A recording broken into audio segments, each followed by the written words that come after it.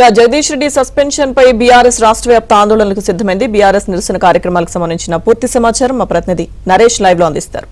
Naresh, Ambedkar factory దగ్గర నిరసన తెలుపుతున్న BRS ఎమ్మెల్యేలు, మాజీ మంత్రులు, సీనియర్ నాయకులను అరెస్ట్ చేయడానికి రంగం సిద్ధమైంది. అసెంబ్లీ నుంచి బడ్జెట్ సమావేశాల జగదీష్ రెడ్డిని సస్పెండ్ చేసిన తర్వాత బీఆర్ఎస్ ఎమ్మెల్యేలు అందరూ కలిసి 120వ జరిగిన అంబేద్కర్ ఫ్యాక్టరీ దగ్గర నిరసనకు వచ్చారు. ఇక్కడ ఒక దాదాపుగా చాలాసేపు పరిస్థితి కూడా ఎక్కడ ఉన్నారు, హరీష్ రావు నిరసనకు వచ్చిన పరిస్థితి. హరీష్ రావు గారు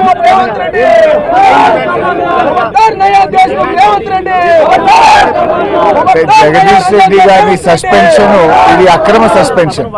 అనని మాటను అన్నట్టుగా చిత్రీకరించి ఉద్దేశపూర్వకంగా జగదీష్ రెడ్డి గారిని సభ నుంచి సస్పెండ్ చేశారు. తక్షణమే ఈ సస్పెన్షన్ ను ఎత్తివేయాలని, ప్రజాస్వామ్యాన్ని కాపాడాలని మేము డిమాండ్ చేస్తా ఉన్నాం.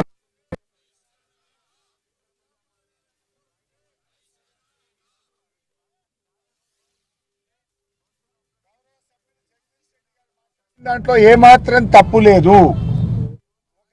చరిత్రలో ఈ రోజు ఒక చీకటి రోజు.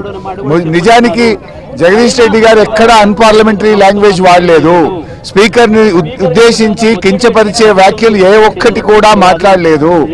అయినా కూడా తెలంగాణలో ఉన్న ప్రజా సమస్యలను, రైతుల కష్టాలను, దళిత గిరిజన ప్రజల కష్టాలను, బీసీ వర్గాలకు సంబంధించిన సమస్యలను దృష్టిలో పెట్టుకొని మీకు అట్లా ఏదైనా అనిపిస్తే క్షమాపణ చెప్పడానికి, మా వ్యాఖ్యలు వెనక్కి తీసుకోవడానికి సిద్ధంగా ఉన్నామని కూడా స్పీకర్ ను, ఎల్ఏ మినిస్టర్ ను కలిసి చెప్పాం. మరి మాకు ఎందుకు మైకి ఇవ్వలేదు?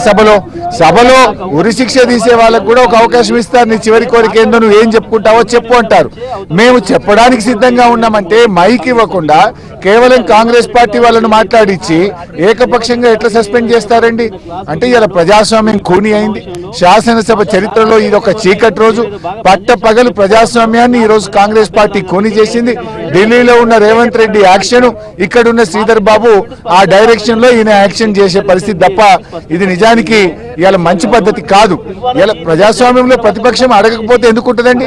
ప్రతిపక్ష బాధ్యతనే ప్రశ్నించడం.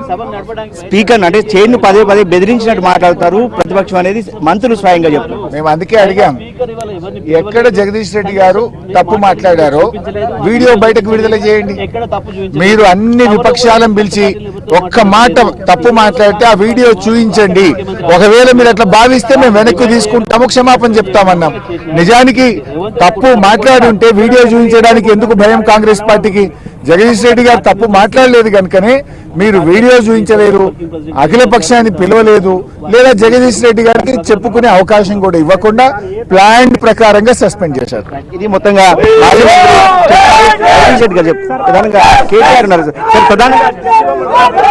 దొంగల రాజ్యం, దోపిడీ